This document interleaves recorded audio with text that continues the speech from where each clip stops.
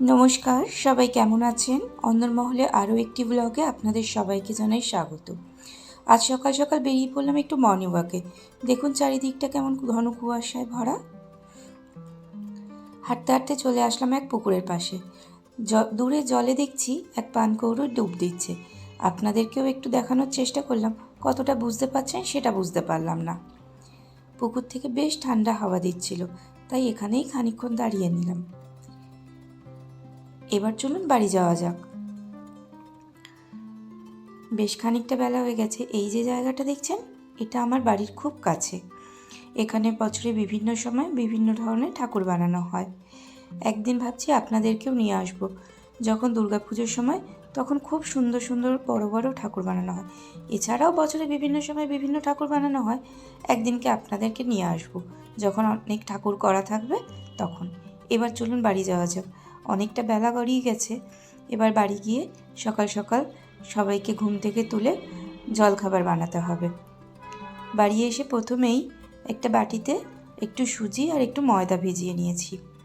তাতে দিয়ে দিলাম একে একে পেঁয়াজ কুচি,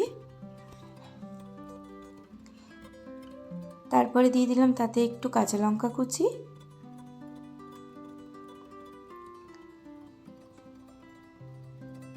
আর দিয়ে দিলাম বেশ খানিকটা টমেটো কুচি আর ধনেপাতা কুচি।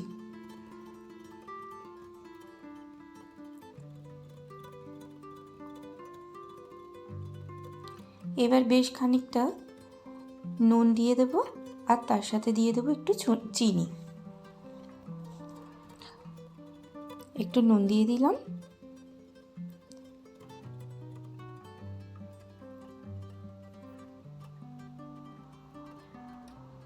আর দিয়ে দিলাম চিনি। এবার নুন আর চিনি দিয়ে বেশ ভালোভাবে এটাকে একটু মিশিয়ে নেব। আজ ভাবছি একটু গোলা রুটি বানাবো। এটা মিষ্টি নয়, ঝাল গোলা রুটি। আমার গোলা রুটি খেতে দারুণ ভালো লাগে। আপনাদের কার কার ভালো লাগে আমাকে প্লিজ কমেন্ট বক্সে জানাবেন। চলুন এটাকে ভালো করে মিশিয়ে একটু সময় রেখে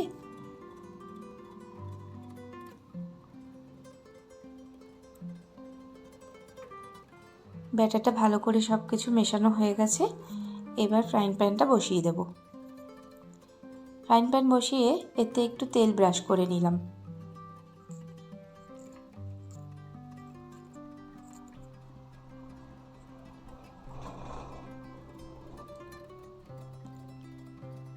তেল ব্রাশ করে এতে দিয়ে দেব ব্যাটারটা।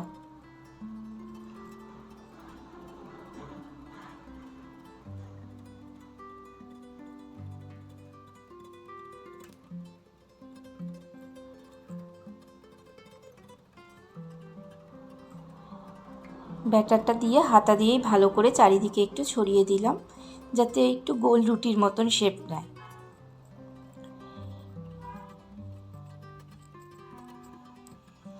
এটা একটু ভালো করে পাতলা করে দিলে খেতে বেশ মুচমুচে হয়। খুন্তি দিয়ে এইভাবে ছড়িয়ে ছড়িয়ে একটু রুটিটা পাতলা করে দেওয়ার চেষ্টা করলাম, আর সাথে একটু গোল করে নিলাম।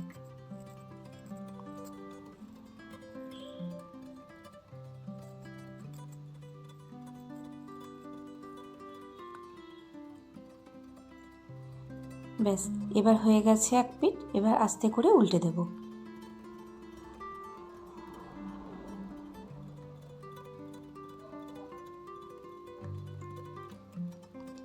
বেশ, এবার হয়ে গেছে। কড়াইটা দেখুন, আবার একটুখানি তেল ব্রাশ করে দিলাম ফ্রাইং প্যানটাতে। বেশ গরম হয়ে গেছে। ওদিকে চা বসিয়েছি, সেটা খেয়াল রাখতে রাখতে এটা একটু বেশিই গরম হয়ে গেছে। এইভাবেই আস্তে আস্তে সব রুটিগুলোকে একে একে ভেজে নিলাম।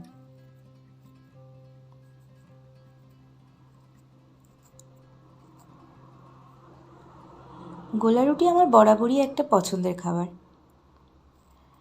আমার তো বেশ ভালোই লাগে। আপনাদের কেমন লাগে?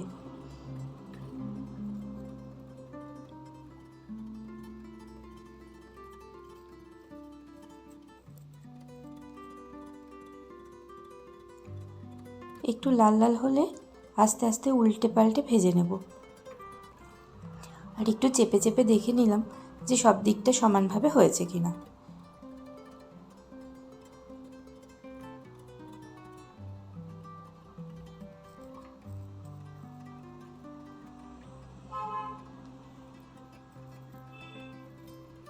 মনে হয় রুটিটা হয়ে গেছে, চলুন এবার নামিয়ে নেওয়া যাক। এইভাবে একে একে রুটিগুলোকে ভেজে নিলাম, নিয়ে চলে এসেছি চা নিয়ে। চা, গোলা রুটি, আর তার সাথে নিয়ে নেব একটু আচার। গরম গরম চা, তার সাথে গোলা রুটি আর আচার। আজকের জলখাবারটা কিন্তু জমে যাবে। আমার মতন কার কার এই জলখাবারটা পছন্দ সবাই জানাবেন কিন্তু প্লিজ।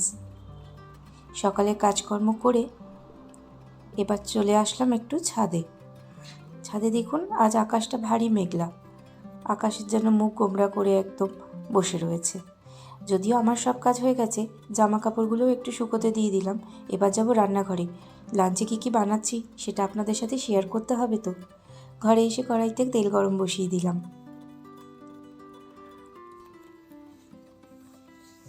কড়াইতে তেল গরম হচ্ছে, আর এদিকে আমি পেঁয়াজ টুকরো করে নিয়েছি একটু টমেটো, আদা আর দুটো কাঁচা লঙ্কা। এগুলোকে একটু পেস্ট করে নেব। কড়াইতে তেল গরম হয়ে গেছে, এতে একে একে তেলাপিয়া মাছগুলো ছেড়ে দেব। আজ বাজার থেকে তেলাপিয়া মাছ এনেছে, ভাবছি একটু ওই তেল ঝাল বানাবো।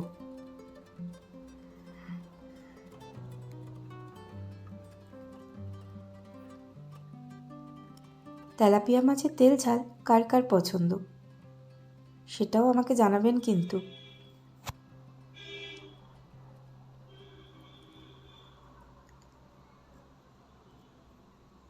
ব্যাস, মাছগুলো এবার হয়ে গেছে, এগুলোকে এবার তুলে নেব।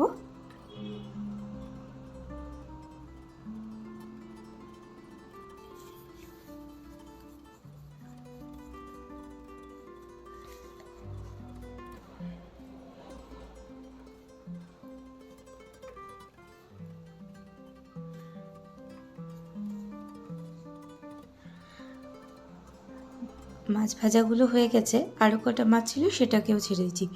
আজ মাছগুলো বেশ তাজা, কড়াইতে দিতে দিতে দেখুন কেমন বেঁকে যাচ্ছে। যেদিনকে এরকম মাছগুলো বেশ তাজা থাকে, সঙ্গে সঙ্গে তেলে দেওয়ার সঙ্গে সঙ্গে এরকম বেঁকে যায়।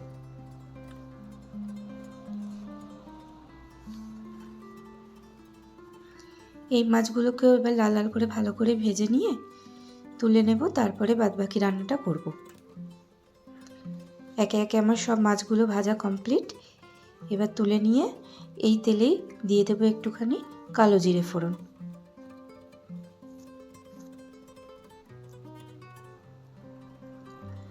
তেলে দিয়ে দিলাম একটু কালো জিরে ফোড়ন। কালো জিরেটা একটু বেশ ভালো করে ভাজা হলে, ফোড়নের গন্ধটা আসলে, এতে দিয়ে দেব বেটে রাখা পেঁয়াজ আর আদা রসুন।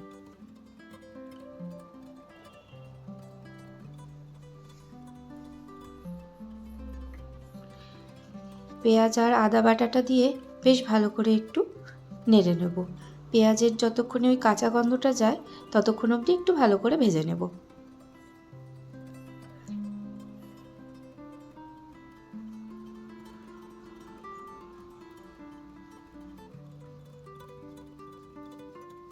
পেঁয়াজের কাঁচা গন্ধটা চলে গেলে এতে দিয়ে দেবো একটু টমেটো বাটা।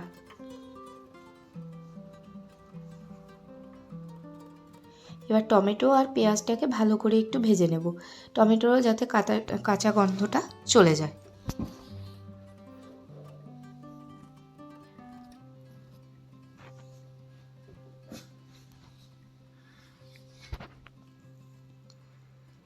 পেঁয়াজ আর টমেটো বাটাটা হয়ে গেছে, এবার দিয়ে দেবো একে একে গুঁড়ো মশলাগুলো। দিয়ে দিলাম একটু হলুদ গুঁড়ো, একটু ধনে গুঁড়ো, একটু জিরে গুঁড়ো, আর দিয়ে দিলাম একটু কাশ্মীরি লাল লঙ্কার গুঁড়ো।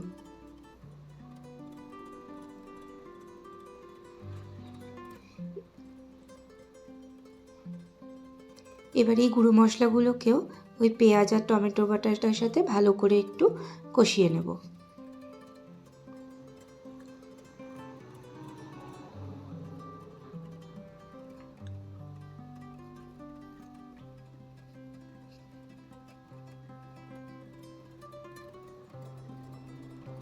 গুঁড়ো মশলাগুলো ভালো করে কষা হয়ে গেলে এতে দিয়ে দেবো একে একে একটু চিনি আর একটু নুন।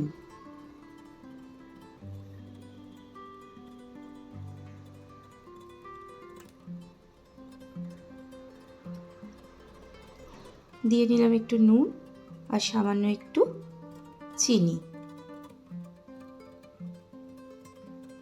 এবার নুন আর চিনিটা দিয়েও মশলাটাকে ভালো করে আর একটু নাড়িয়ে নেব।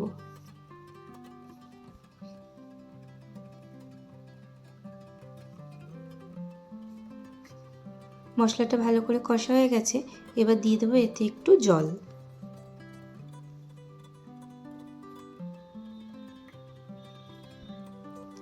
জল দিয়ে আস্তে আস্তে মশলাটাকে আরও ভালো করে বেশ কিছুক্ষণ ধরে কষে নেব।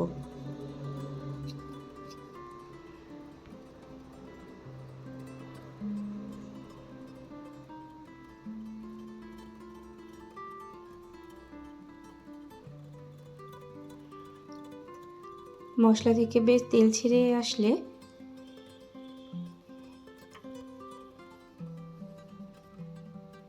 এতে দিয়ে দিলাম আবারও একটু সামান্য জল। এইভাবে জল দিয়ে দিয়ে মশলাটাকে বেশ ভালোভাবে কষিয়ে নেব। অল্প অল্প করে জল দিয়ে মশলা যদি কষানো হয় তাহলে রান্নার স্বাদ কিন্তু খুব ভালো হয়।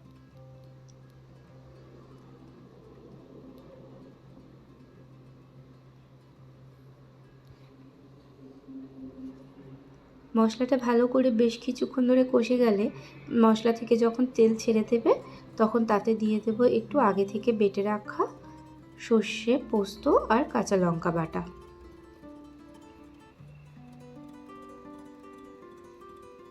এবার দিয়ে দিলাম এতে সর্ষে, পোস্ত আর কাঁচা লঙ্কা বাটা। এবার মশলাটা ভালো করে আবারও একটু নাড়িয়ে নেব। এই সময় গ্যাসের ফ্লেমটা একদম লোতে রাখবেন, কারণ অনেক সময় গ্যাসের ফ্লেম বেশি রাখলে সর্ষে একটু তেতো হয়ে যায়। তাই আমি সবসময় গ্যাসের আঁচটা একটু কমিয়েই রান্না করি, এতে সর্ষেটা তেতো হওয়ার ভয় থাকে না।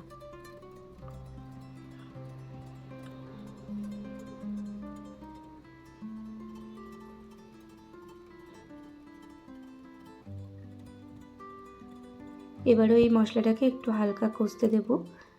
মশলা থেকে তেল ছাড়লে এতে একে একে মাছগুলো দিয়ে দিলাম।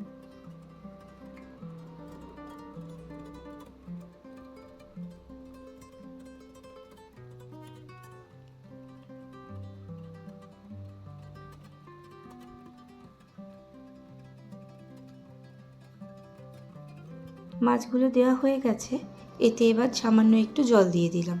খুব বেশি জল দেব না, আমি একটু গামাখা গামাখাই করব। আপনারা যদি কোনো সময় এই রেসিপিটি বানান তাহলে আপনারা চাইলে আপনাদের পছন্দ মতন জল দিতে পারেন, যতটা আপনাদের ঝোল প্রয়োজন সেই বুঝে।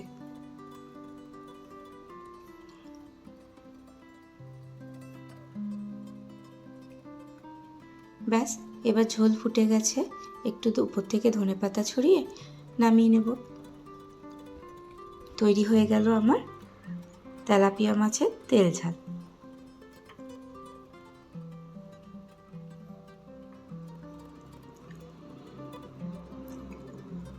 তেলাপিয়া মাছের তেল ঝাল রেডি। খেতে কিন্তু বেশ ভালোই হয়েছিল। এবার করে নেব একটু পেঁয়াজ পোস্ত। পেঁয়াজ পোস্তর জন্য আমি প্রথমেই পাতলা পাতলা করে একটু পেঁয়াজ কেটে নিয়েছি। এখানে 3-4টে মতন পেঁয়াজ কেটে নিয়েছি আর নিয়েছি পোস্ত বাটা, পোস্ত আর কাঁচা লঙ্কা বাটা। কড়াইতে তেল গরম করে এবার কেটে রাখা পেঁয়াজগুলোকে এই তেলে একটু ভালো করে লাল করে ভেজে নেব।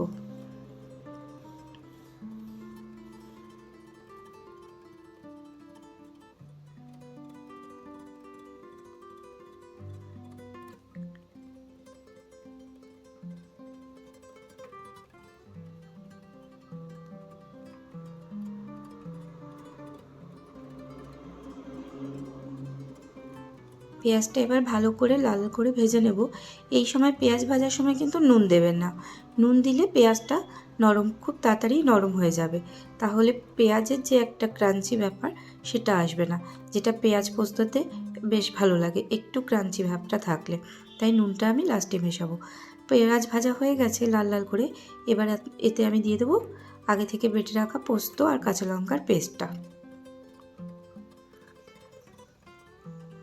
পোস্ত আর কাঁচা লঙ্কার পেস্টটা দিয়ে এবার ভালো করে একটু নেড়ে চেড়ে নেব, যাতে পোস্তর সাথে পেঁয়াজটা খুব ভালো করে মিশে যায়।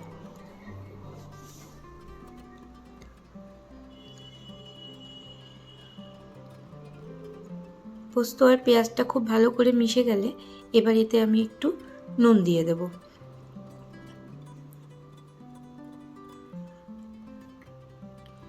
দিয়ে দিলাম এতে নুন আর দিয়ে দেবো খুব সামান্য চিনি।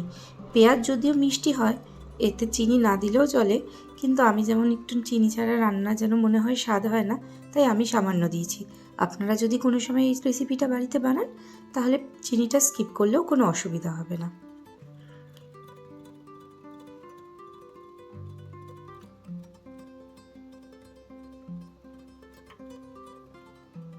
আর দিয়ে দিলাম একটু কাঁচা লঙ্কা, চেরা কাঁচা লঙ্কা। এবার পেঁয়াজটা আর পোস্তটা খুব ভালো করে একটু ভাজা ভাজা হলেই নামিয়ে নেব।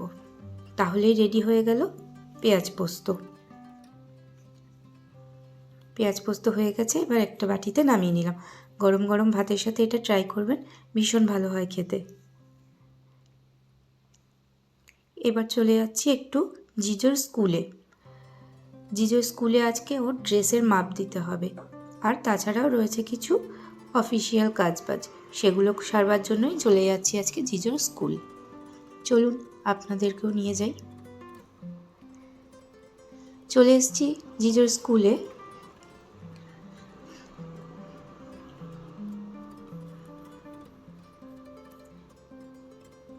এই যে জিজো মহারাজও এগিয়ে যাচ্ছে স্কুলের দিকে, সাথে যাচ্ছে তার বাবা।